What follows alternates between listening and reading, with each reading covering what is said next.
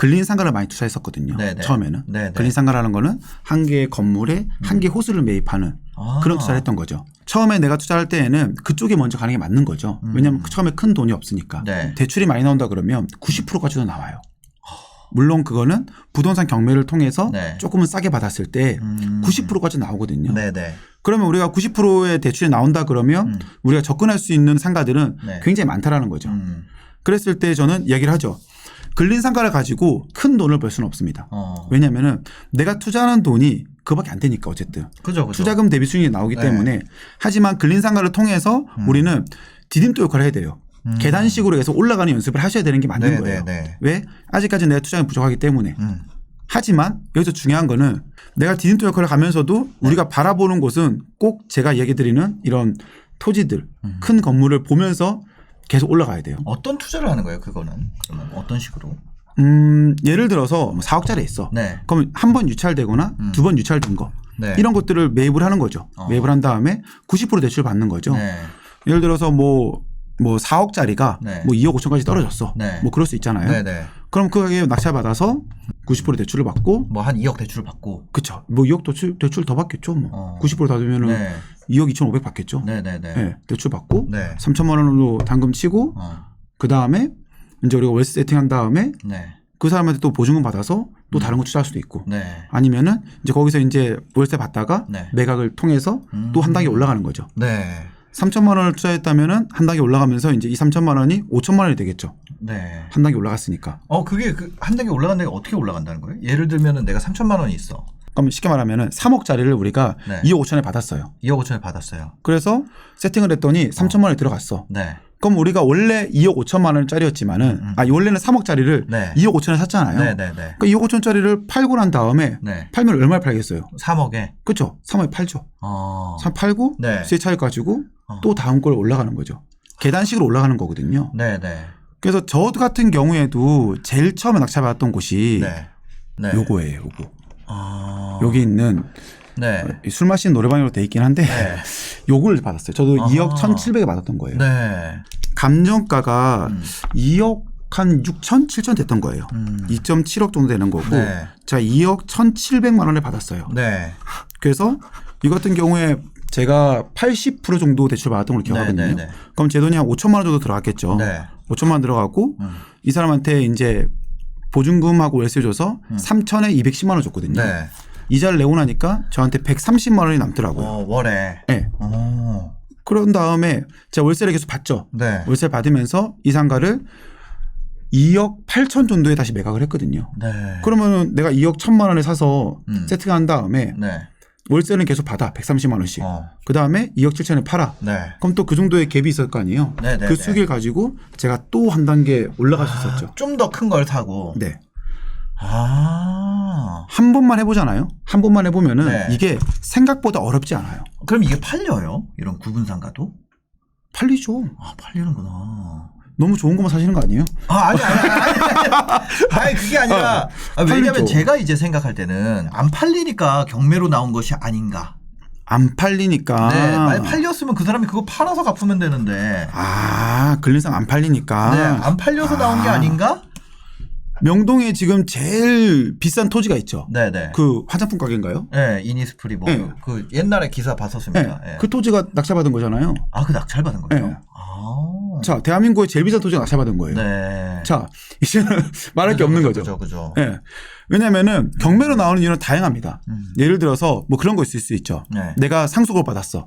그랬더니 우리 형이랑 나랑 마음이 안 맞아.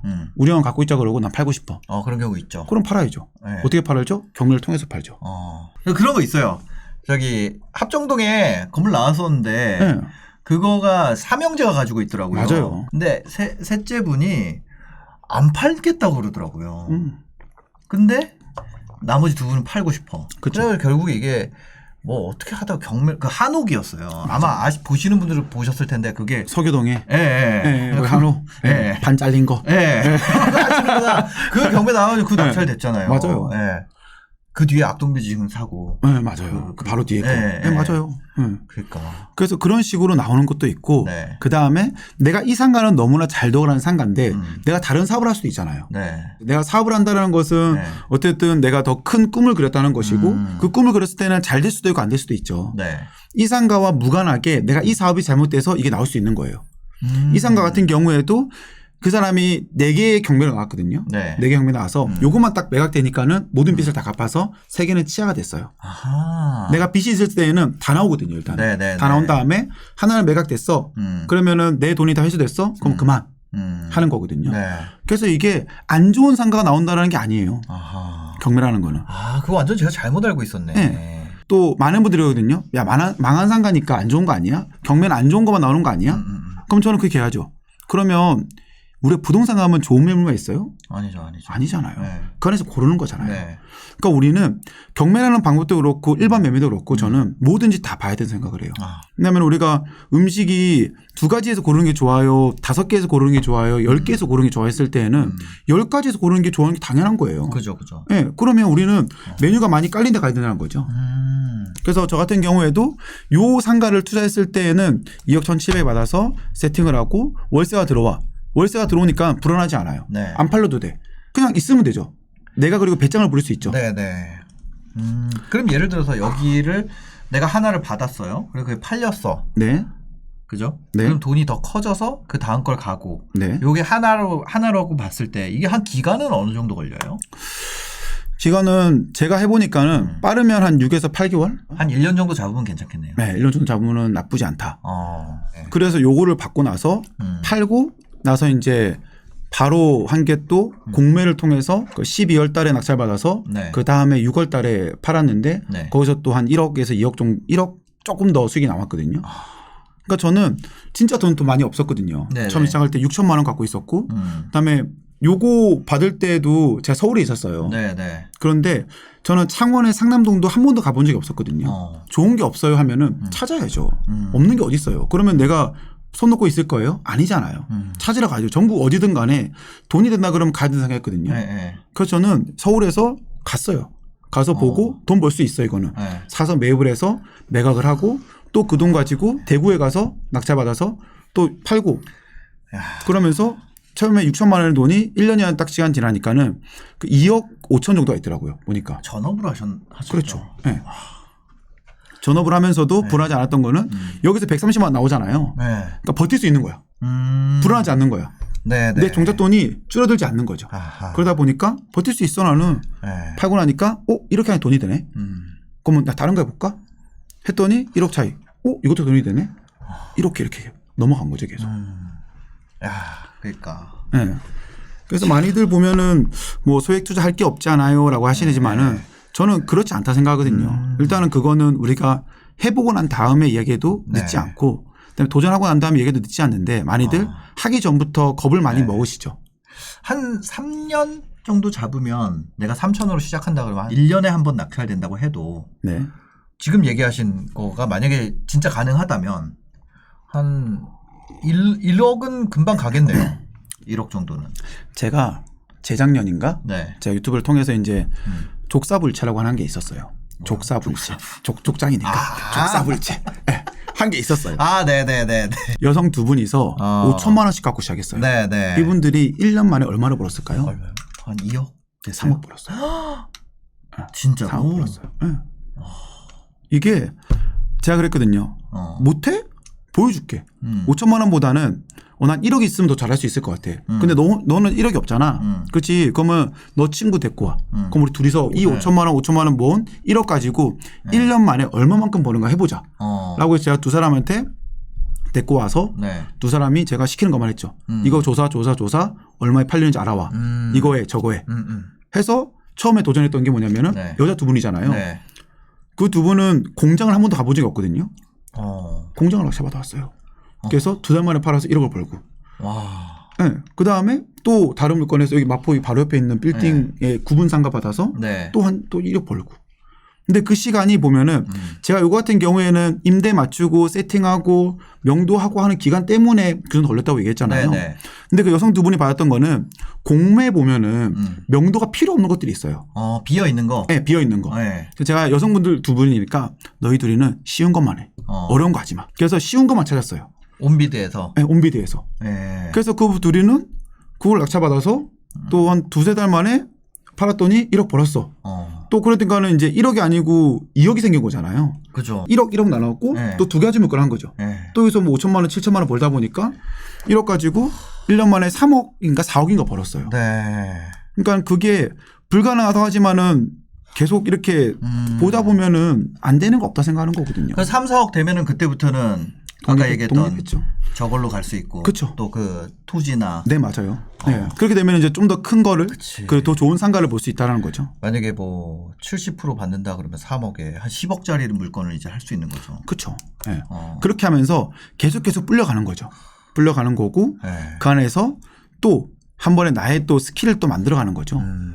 저는 그게 굉장히 중요하다 생각하는 거거든요. 네. 근데 이게 보여주겠다. 항상 나오는 얘기가 이런 거잖아요. 그때니까 됐지 이거 있잖아요. 제가 이제 2018년에 뭐 할 때 네. 그 뭐 유튜브나 뭐 부동산이나 이런 거 할 그 컨텐츠 옛날에 제가 올렸었잖아요. 근데 그때도 그때니까 됐지라고 했거든요. 그렇죠. 예. 네. 그때 이제 지방 아파트 갭 투자하는 거 얘기했었는데 그때니까 됐지 이런 얘기 그 전에 했으니까 됐지 이런 거였거든요. 그렇죠. 근데 그 2020년에 이거 족사부일체 하실 때도 거기 달렸다면서요. 그때니까 됐지 뭐 이런 그렇죠. 거. 늘 그런 얘기해요. 지금 2022년 됐잖아요. 네. 그때니까 된 거 아니에요? 그럼 다시 물어보는 거죠. 다시 물어보는 거죠. 그러면 제가 초반에 제가 투자했던 얘기를 드리는 거는 네. 그때니까 했지라는 말이 아닌 거예요. 이거는. 그러니까 이거죠. 내가 투자하지 않고 지금 얘기한다? 네. 그러면 그럴 수 있죠. 이제는 내가 자신이 없기 때문에 내가 하지 않는 투자에 대해서 얘기하지 않고 네. 한다라고 얘기할 수 있지만은 저는 지금 이 시장이 지금 있는 거잖아요. 네. 그럼 제가 이 시장이 있다라는 거는 이 시장에서 계속 돈을 벌 수 있다라는 거거든요. 나도 하면서 하니까. 네, 하면서 보여주는 거잖아요. 네. 내가 샀던 걸 보여주는 거고 제가 강남에 있는 대로변에 있는 상가 빌딩을 270억에 이번에 매입을 하고 이번에 잔금을 치르거든요. 28일 날. 강남 대로변이요? 네. 근데 그게 평당 대박. 1억 6천에 샀는데 네. 이거는 제가 생각할 때 이제 2억이 훌쩍 넘어가고 2억 한 2, 3천 된다 그러면 거의 한 380억에서 400억까지 볼 것 같아요 이제는. 물론 유튜브 보면 인증해라 그러는데 뭐 그럴 필요 없는 거고 제가. 네. 근데 뭐 어쨌든 그걸 하면서도 저는 계속 보여드리는 거고 네. 또 제가 보는 거는 저는 더 좋은 걸로서 가야 됩니다. 보여드리는 거잖아요. 네. 근데 이 얘기는요 늘 있는 얘기예요. 그때니까 있지? 아니에요. 지금도 있어요. 그러니까 저도 이 바닥에서 지금 돈을 벌기 위해서 그 누구보다 많이 발버둥 치고 있는 거예요. 네. 근데 그 말을 하시면 저는 물어보죠. 그럼 당신은 이 시장에서 얼마만큼 발버둥 쳐봤고 얼마만큼 노력했기에 그렇게 말할 수 있느냐. 절대 그렇게 못한다. 경매라는 것도 10년 뒤에 제가 제일 처음 왔을 때에도 했던 말은 네. 경매 이제 끝이야. 끝물이야. 그죠. 20년 전에도 끝물이야. 5년 전에도 끝물이야. 지금도 끝물이야 얘기를 해요. 네. 하지만은 지금도요. 이 바닥 안에서 돈을 버는 사람들은 벌 수밖에 없는 시장이에요. 그 고수들은 다 죽잖아요. 또 나이 먹어서. 맞아요. 네. 그러니까 인간의 개수는 정해져 있고. 맞아요. 그죠. 네. 그러니까는 그 안에서 어떻게 투자할지에 대해서 고민해 봐야 되는 것이지 이거를 그때가 됐어? 그러면 안 볼 거야. 너 안 볼 거야? 벌거로 되잖아. 그러면 지금 이 시장에 대해서 이거를 인정하고 가야지. 왜 인정 못 해? 그래서 절대 그때만 있지라는 게 아니고 어떻게 보면은 지금 내가 이 상황 안에서 어떻게 하면 돈을 벌 수 있을까에 대해서 고민 많이 해보셔야 될 것 같아요. 그럼 제일 위험한 점은 뭘까요? 이런 거 하면서. 제일 위험한 거요? 네. 어설픈 지식? 어설픈 지식. 네, 어설픈 지식. 그게 뭘까요? 어설픈 지식. 그러니까 저는 그런 말 하거든요. 네. 제가 상가 투자를 합니다. 그러면은 저한테 그래요. 족장님. 그러면 족장님은 10년 동안 투자를 했으니까 상권 분석가네요? 라고. 상권을 되게 잘 보네요? 라고 얘기를 해요. 근데 제가 곰곰이 생각해 봤거든요. 근데 저는 상권을 잘 보거나 그러진 않아요. 그 희한한 거죠. 아니야, 상가를 가면 당연히 상권을 봐야지. 네. 그럼 왜 너는 상권을 못 봐? 했더니 상권에 대해서 특화된 사람이 아니었던 거예요. 뭐냐면은 상권을 보는 건 누구라고 생각하세요? 상권을 보는 거. 상권을 보는 거는 네. 여기에서 직접 사업을 할 사람들이 보는 게 상권이에요. 그렇죠. 장사할 사람이. 네. 그러면 저는 장사할 사람이 아니잖아요. 그죠. 그럼 저는 임대인이죠. 네. 그 임대인은 뭘 봐야 될까요? 임대 잘 나갈지. 그렇죠. 네. 그럼 임대가 잘 나가기 위해서 어떻게 될까요? 했을 때 임대료가 합리적이면 돼요. 상권이 좋은 곳은요. 어디든지 있어요. 근데 그건 비싸잖아요. 비싸다 보니까 못하는 거잖아요. 네. 상권 좋은 강남이 좋지. 강남 비싸니까 우리가 못하고 있는 거잖아요. 그럼 우리는 상권이 좋지 않아더라도 임대가 나갈 수 있는 곳 찾아야 되는 거고 임대가 나가서 팔리는 곳 찾는 거예요. 상권을 좋은 데를 찾고 싶은 거예요. 돈을 벌고 싶은 거예요? 라고 물어보는 거죠. 뭘 하고 싶어요? 물어보면 돈을 벌고 싶은 거죠. 돈을 벌고 싶은 거잖아요. 네. 그러면 우리는 임대인으로서 생각을 바꿔야 돼요. 상권을 좋은 데로 가는 게 아니고 네. 나는 공간을 임대해 주는 사람이에요. 그러면 이 공간을 쓸 사람들이 얼마에 쓸까에 대해서만 고민해 보면 돼요. 그렇지. 여기에 내가 뭐 한 평당 뭐 5만 원을 줄 거야. 네. 그럼 이 정도 나갈 것 같아. 그 다음에 10평이면 50만 원이잖아요. 네. 아니면 한 평에 10만 원 줄 거야. 10평이 100만 원이잖아요. 이런 거 같이 나는 공간을 임대하는 사람이에요. 그죠. 난 누가 들어도 상관없어. 편의점에 들어와도 되고 네. 복권방에 들어와도 되고 식당에 들어와도 되고 네. 휴대폰에 들어와도 상관없어. 왜? 내가 생각했을 때 휴대폰 들어올 거야라고 상권을 봤는데 네. 슈퍼들은 못할 거예요. 그러니까. 내가 휴대폰 들어가서 했는데 식당들은 못할 거예요. 그러면 우리가 알 수 있는 게 아니거든요. 네, 보면은. 네. 그러니까 우리는 내가 어떠한 업종이 들어오든 간에 이 사람들한테 합리적인 월세를 제시하는 게 1번이야. 그다음 그 사람들이 그 임대를 내고 들어왔을 때 내가 얼마 정도에 팔 수 있을까에 대해서 하는 게 1번이야. 그게 1번이 모여지면은 내가 임대를 맞추는 데에도 내가 하는 데도 문제 없어. 네. 그렇게 하면 우리는 돈을 버는 거야. 이 동네 수익률 알면 되고. 그렇죠. 임대료 알면 되고 임대료 알면 되고. 수익률 알면 되고 네. 두 가지 하면 끝. 그죠. 옆에 간단해요. 엘리베이터 없는 데인데 사무실이 예를 들어서 뭐 같은 평형에 500에 40이야. 근데 우리 엘리베이터 있는데 500에 40 내면 나가겠죠. 나가죠. 그럼 550 나야죠. 그러면. 그러니까. 10만 원 더 받아야죠. 네. 엘리베이터 있으니까. 네. 관리비도 될 거고. 그러면은 그 중개하시는 분이 할 얘기가 있잖아요. 그쵸. 여기 500에 40인데 여기 엘리베이터 있고 주차돼서 550이에요. 그렇죠. 할 얘기가 있어야죠. 그렇죠. 네. 어떠한 이슈를 던져주는 거죠. 네. 그분들한테도. 그렇게 하면서 우리가 공간을 대여해주는 사람이고 난 이 공간을 대여해준 다음에 매각을 한 사람이야. 상권은요. 어차피 임대료가 말해주고 있어요. 네. 그렇죠. 임대료가 말해주기 때문에 내가 굳이 그걸 알아야 돼? 아까 몰라도 돼. 어차피 임대료는 그들의 입장에서 만들어 놓은 거기 때문에 네네. 난 몰라도 돼. 아. 그러니까 우리는 돈을 버는 사람들의 입장에서 생각을 해야 되는데 네. 계속 생각을 어렵고 꼬우고 뭔가 알아야 되고 박사를 되고 싶다는 게 아니잖아요. 자, 그럼 두 번째가 있습니다. 첫 번째, 지금 말씀하신 방식은 내가 그거를 한 다음에 예를 들어서 구분상가를 돈이 없어서 구분상가부터 시작했어요. 뭐 구분상가도 될 수 있고 그럼 또 다르게 생각하면 내가 뭐 원룸도 될 수 있는 거죠. 네. 뭐가 됐건 싸게 사서 너무 싸게 낙찰 받아서 그거 했어요. 네. 그럼 그거를 계속 쌓아나가는 게 낫다고 생각하세요? 아니면은 지금 말하신 대로 굴리는 게 더 빠르다고 생각하세요? 어떤 거를 선택하는 게 더 나을까요? 저는 기본적으로는 네. 상권은 영원하지 않다 생각을 해요. 그러니까 네. 임대료는 영원하다 생각하지 않아요. 저는 적당한 시기가 됐을 때는 빠지는 것도 어떻게 보면 현명한 방법이라고 생각하거든요. 네. 상가 같은 경우에도 평생 가지는 거 아니에요. 정을 떼야죠.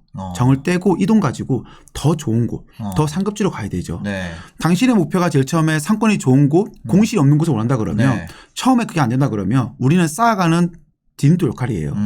그곳에 가기 위해서는 내가 가지고 있으면서 팔고 또 상급지로 올라가고 네. 가지고 있으면 팔고 상급지로 올라가고 하지만은 매각을 할 때에도 절대로 내가 조이바심을 내기면 안 돼요. 네. 뭐냐면은 매각은 낚싯대야. 네. 내가 이렇게 낚싯대를 만약에 상가를 2개 갖고 있어. 그럼 낚싯대를 2개 던져 놓는 거예요. 이렇게. 네. 그럼 월세도 들어오고 또 내가 또 버는 게 있을 거 아니에요. 그럼 이제 가만히 좀 기다리고 있는 거죠. 네. 근데 물고기가 이거를 이렇게 물어도 되고 가다 걸려도 되고 그죠. 오래 걸릴 수도 있잖아요. 상관없어. 누군가는 내가 원하는 사람이 있을 수 있잖아. 그러면 놔뒀다가 또 매각을 하는 거야. 네. 그건 중요하지 않아. 그럼 원하는 가격을 일단 받으면 바로 내놓네요. 저는 내놓죠. 아. 저는 안 가져 있죠. 네. 저는 바로 이미 팔리면 땡큐고 네. 아니더라도 이미 내놓은 거고. 저는 빌딩 살 때도 얘기합니다. 아 진짜요? 딱 계약하는 날. 아 계약하는 날 얘기. 계약하는 날 우리 중개사한테 얘기하죠.